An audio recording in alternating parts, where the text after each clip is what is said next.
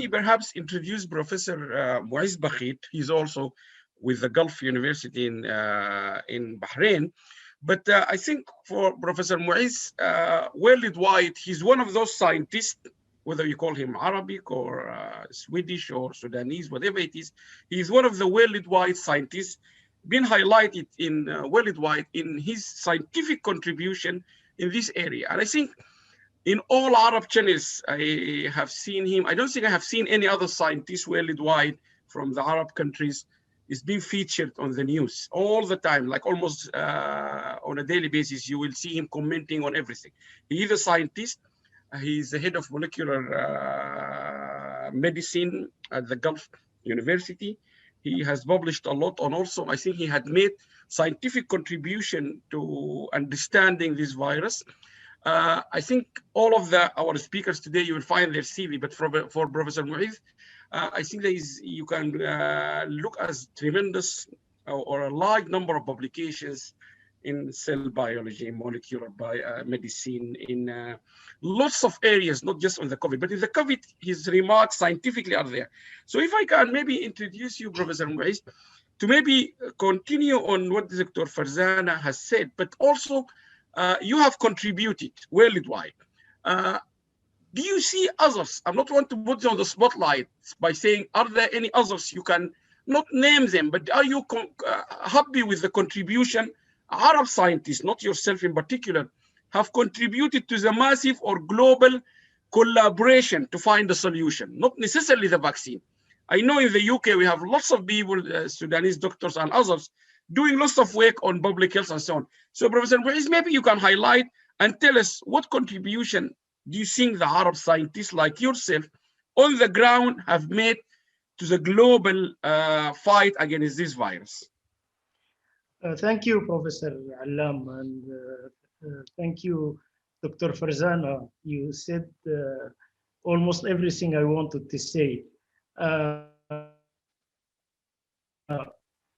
Yes, there are a lot of Arabs who are still contributing to the COVID and to the other research, but outside the Arab world. They are in the Western countries, in the United States, in Europe, in United Kingdom, and they have been participating even in these vaccines, like some Sudanese doctors on the Oxford AstraZeneca vaccine.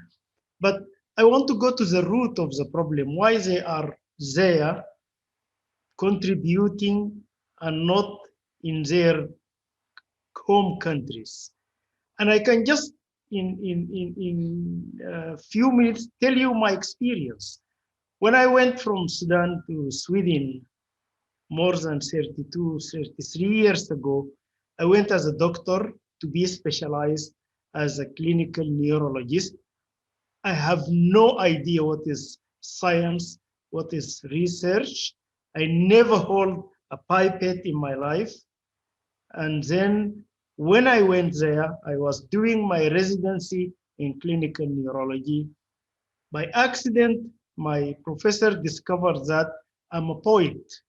I'm writing poem, and that was my main thing in life, poem. And then he came to me, he said, "Oh, you are a poet."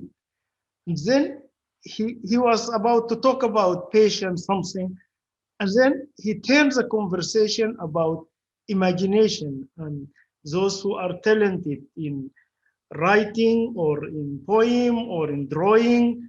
And he said, we need such people in research. We want you to contribute to research. I said, I don't know what is even the word research mean. He said, no, we will teach you.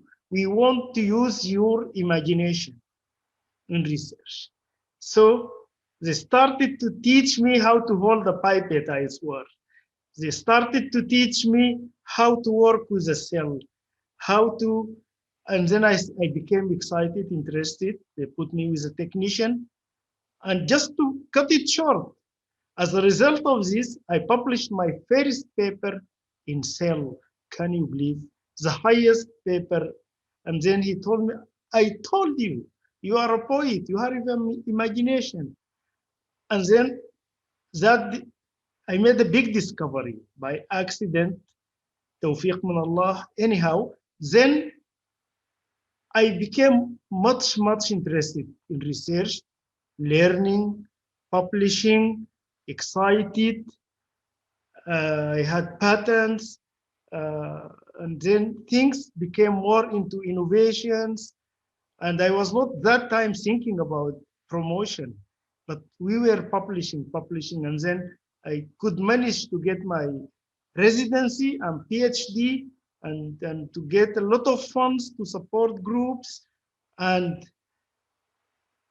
that was the Karolinska Institute, the house or the home of Nobel Prize in medicine. So from someone who is really naive, they picked him up and they made him a scientist. And then I won the award of the strategic researcher of Sweden. And then I got the Swedish nationality as just as an honor. Okay. And then I got a lot of funds, millions, and established my lab, my students, etc., etc. And I went both into clinic and into research. I tell you, I moved to Bahrain for some reason, first as a sabbatical, but when I came, I wanted to practice also as a clinician and to establish the research in the Arabian Gulf University and the graduate programs, the PhD, which I did. But I remember when I went to the hospital the first time, when they took my CV, my colleagues, the senior doctors, the consultants, we were talking in the coffee room, and then they said, "Oh, you are a researcher, you are a scientist, you are not a clinician." I said, "No, I'm a clinician, I have the board, but you are a scientist." As if I am something very bad. That's and that's I was so shocked, because the lack of culture of science in the Arab world is a problem. Then I remembered in Sweden what happened to me, and then my kids, when they went to nursery and school, the first thing they got in grade 1 was science projects. They learned research methodology. They were knowing science better than me when I was starting in grade 1, when they were 6 and 5 years old. So they started by projects. They were teaching them science by projects, not in class. And they go to Cosmonova and see the world and the stars, and they go to the forest and study plants and things and make projects while when they were 6 years old. Okay, things which I came when I was adult, I didn't know even what is research. So the lack of culture, the lack of educating and supporting and funds, and the councils, the research councils to take all these and look at them up.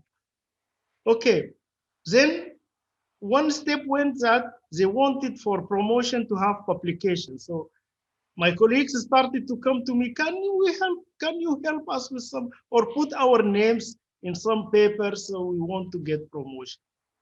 Okay, but in Sweden, the idea was not just promotion, because we were interested in innovation. And then the university started to have biomedical research institutes for incubation, companies, startup companies, help you with patents, registering. And then people were thinking about for research, looking into innovation and patience, that research will pay back one day. We lack this patience. We want just to consume and get back results. So there is no budget put for research, because what will come out of research after 10 years, 30 years, one innovation. For example, when I was in Sweden, the Astra company discovered the Lusec for the treatment of the gastric ulcer. And that discovery, Sweden had a little economical crisis. That discovery changed whole Sweden, the whole budget, one discovery of one drug, one innovation by just a single scientist. And then other companies, of course, did Scania, Volvo, IKEA, all were innovations, all were small innovations, startup companies, incubators, helping people, and then publications will come. And that is what Dr. Farzana showed, that companies are publishing. And they are publishing because of these innovations. We lack all this. We lack the culture. We lack the basis for research to teach our kids. And when I started the PhD program and the master programs, the students who come to us from, the Arabian Gulf universities, the GCC universities, so they come from Kuwait, from Oman, from Qatar, from Saudi Arabia, from UAE, all of them, no exception. They don't know the research methodology and the basis of research.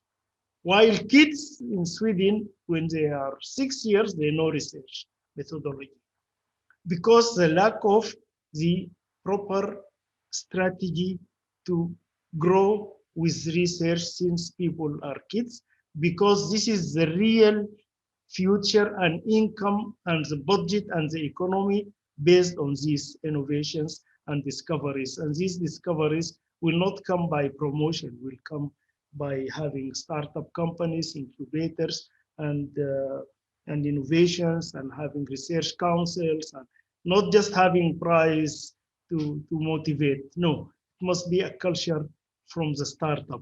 So this is the experience why those I mentioned in the beginning, they are very successful in the West, because when they see that they are capable, they incubate them and they take them up and they help them to grow, as happened to me with professors. I don't know, just he discovered a poet and he thinks that is a good basis to be a good scientist.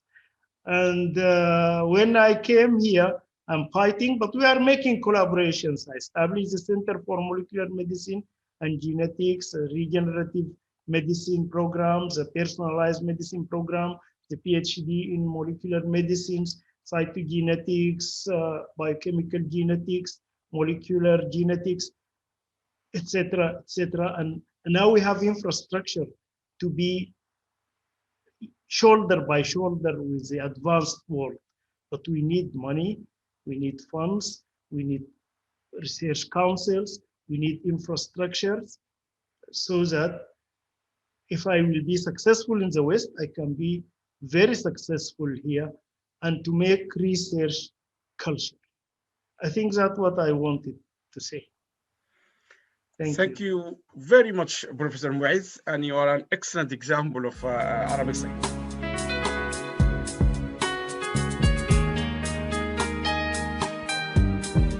بنحلم بفضاء أوسع، بنحلم بزمن أجمل، بلاد ميلاد، بلاد ميلاد. بنحلم بفضاء أوسع، بنحلم بزمن أجمل، بلاد ميلاد، بلاد